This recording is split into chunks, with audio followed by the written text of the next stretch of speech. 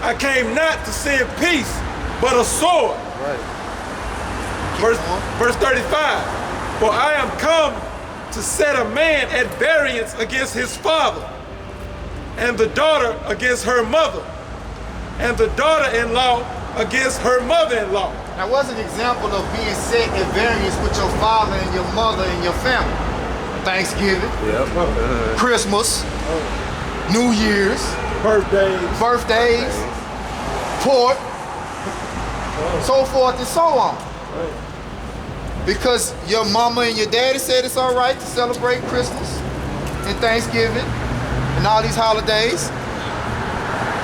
Are they the Lord? Do they have the final say so?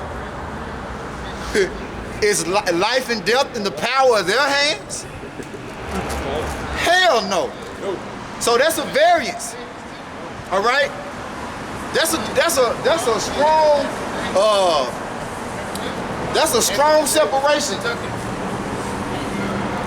When your mama and your daddy call you and say, you coming over for Christmas? You gotta tell them no. No. Don't, matter of fact, don't even get me nothing. Right. See, you was a kid, you couldn't wait. Right. Oh, it's Christmas. I want this, I don't want none of that shit. And I wish you didn't want none of it. That's right.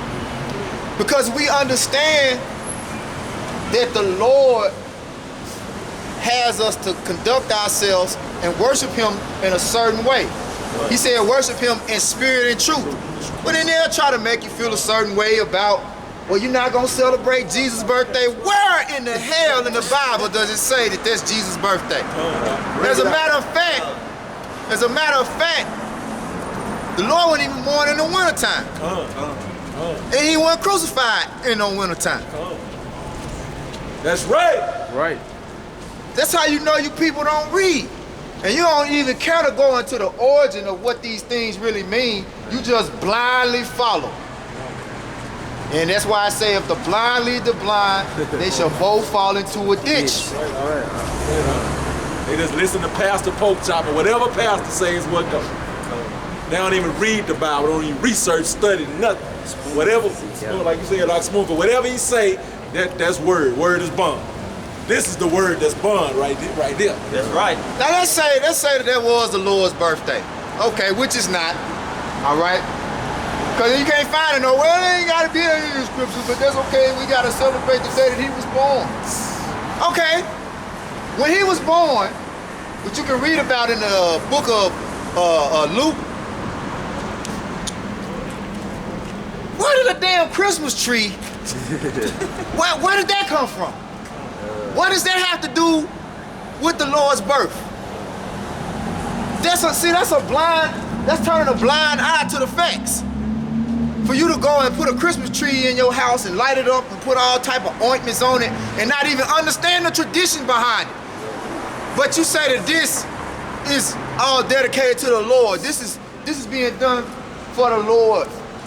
This is for Jesus. Jesus is the reason for the season. And it clearly tell you in the scriptures not to do that.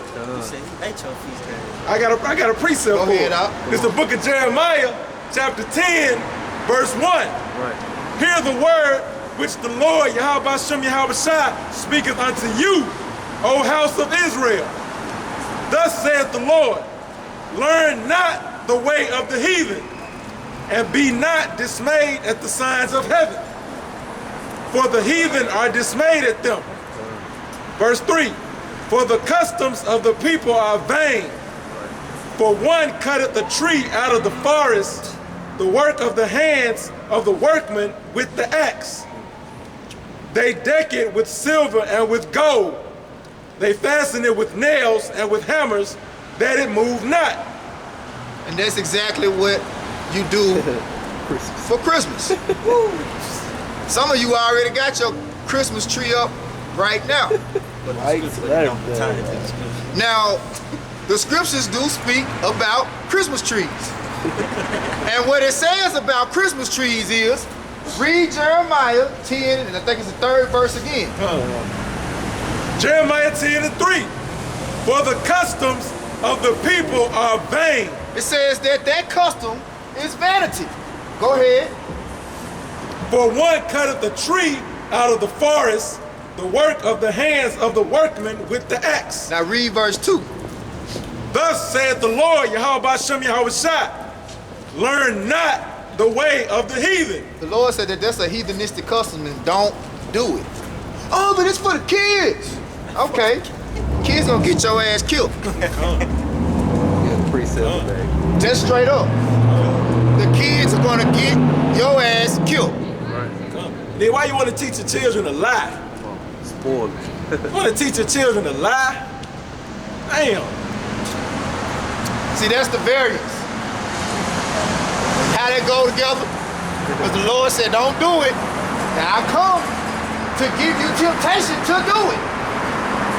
You see how the Lord said he's about that action, he's about bloodshed. See, the Lord came and said, okay, I'm going to see how much you love me. You say you love me, I'm going to put you at straits. I'm going to put you in a position where you got to choose between me and something else that you love. That's why the Lord say anything you love more than me is an idol, man. You can't love anything more than the Lord. That includes your own family. That's right, huh? And especially your goddamn self, man. I really like if I can back you up.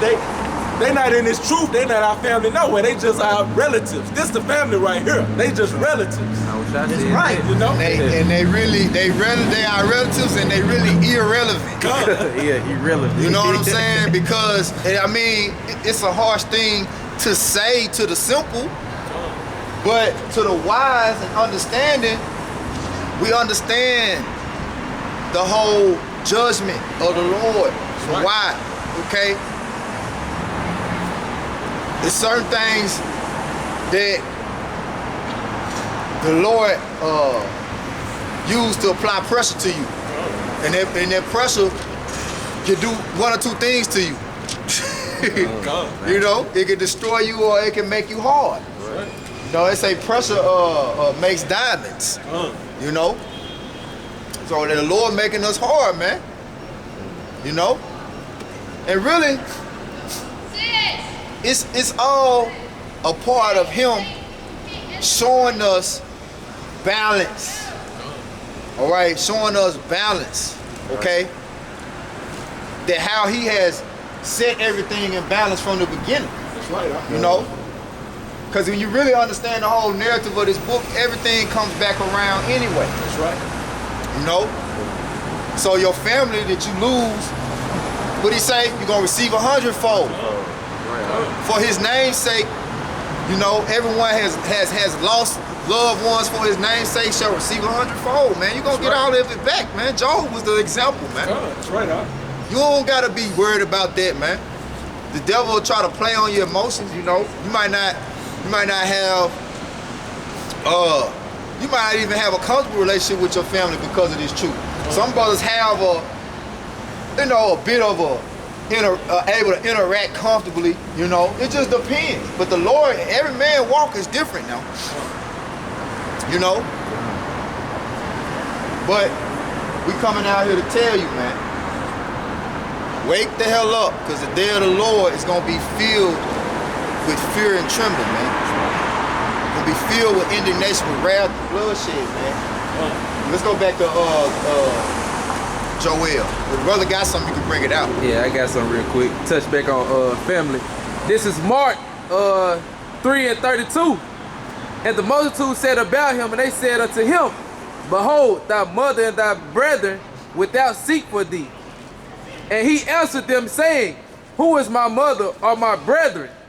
And he looked round about on them which sat about him and said, Behold, my mother and my brethren. For whosoever shall do the will of Yahweh Bashem Yahweh Shai, the same is my brother and my sister and my mother. That's what the brother Calabria just spoke about, man. They really, if they not doing the will of the Lord, if your family don't have the same fear, all right, that you have for the Lord, they really not your family. Right. All right? Because the scriptures tell you you're going to be betrayed by your own family. Normally your biggest enemy be your own damn family, man. Especially in Jake, in Jake's household. Because that's just part of the curses that was placed upon us, man. That was all a part of it, man. You know? We don't have a real family here other than those who are in this knowledge, man, this wisdom and understanding of the Lord, man. That's right up. See, y'all teach that, man, you can have different beliefs and still get along. No. You can have different beliefs and still be peaceable. For now. But that's gonna come to, that's why I say if it be possible to live peaceable amongst all men, you know, because everybody don't think the same, everybody don't judge the same, everybody don't live according to this word. But does that mean because they're not living according to this word that, you know, we go get physical with them and judge them according to the penalties of the law right now? No. That's not for us to do, that's for the Lord to do. Right. But we are to live, all right, according to the Lord's will to the best of our ability and be an example, all right? That way when he comes and destroy them, see, they did. You see what they did? That's what you should have been doing. You see how I had them out here telling you this? Yeah, should have been listening. As a matter of fact, the Lord ain't gonna say none of that because it's just, he ain't gonna say a lot. It's gonna be said to you subliminally. You know how these elites people talk about how they did that Foot Locker commercial was basically a subliminal message. Well, when the Lord come back, he gonna be about that action. That's right. And the message is gonna be subliminal. It's gonna manifest quick. You like, That's all you can do. That's all you can do. hey, there ain't gonna be no reason to talk. Because he talking now. That's right. He's speaking through his prophets. He's talking now, man. Let's get that Joel on shop. Start back at verse 1 or go to 2. I was there for 2. That's why I stopped there. It's Joel chapter 2, verse 2. A day of darkness and of gloominess. A day of clouds and of thick darkness. As the morning spread upon the mountains. A great people and a strong. There hath not been ever the like, neither shall be any more after it, even to the years of many generations. Keep going out. Verse 3, a fire devoureth before them, and behind them a flame burneth. The land is as the Garden of Eden before them, and behind them a desolate wilderness. Yeah. And nothing shall escape them. So ain't nothing gonna escape the judgment of the Lord, man. You know? We just tell you that the day of the Lord is gonna be a day of darkness and gloominess, man. You know? That's something if you claim you love the Lord, you should be pretty concerned about. You might not want to just skip over the scriptures, you know, just because you heard that Joel was a minor prophet. Well, I'm here to tell you that we're living in the time of Joel's prophecy coming to pass. That's and it's right. major. Major. It said, You got it. It said desolate wilderness. This place is gonna be a desolate wilderness, a desert. It's gonna be decimated. How's that gonna happen? By the ICBM missiles and them chariots. You know? It's gonna be a desert, totally decimated. That's right. America's gonna be destroyed. That's right. Right. Right. You know? I got a script. Come. This is Amos 5:18. Warn to you that desire the day of the Lord. To what end is it for you? The day of the Lord is darkness and not light. Yep. There it is again. So those who have this mindset that, you know, when the Lord come, it's gonna be peace on earth.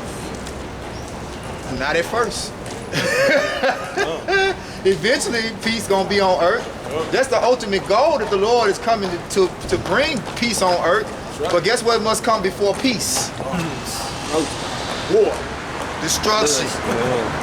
Action and blood. Destruction, you know? Keep going in that Joel. It's Joel chapter 2, verse 4. The appearance of them is as the appearance of horses, and as horsemen, so shall they run. Yep. Like the noise of chariots On the tops of mountains shall they leap, like the noise of a flame of fire that devoureth the stubble, as a strong people set in battle array. Yep. That's talking about the chariots and the angels, man. When they come, how they coming, man. You know? You're gonna see also you're gonna see the missiles going off at the same time. Alright? Alright, that's the Spirit of the Lord bringing fire on the earth. Alright? In this dimension. So it's gonna be two types of fire, man. It's gonna be earthly fire and spiritual fire at the same time. How you gonna escape that? You know? You can't fight spiritual fire. You know? I don't care what type of missile, jet system you got, what type of war instruments you got, man. You know? I want you to keep going on that too. On that Joel? Yeah. You can stop at verse 7.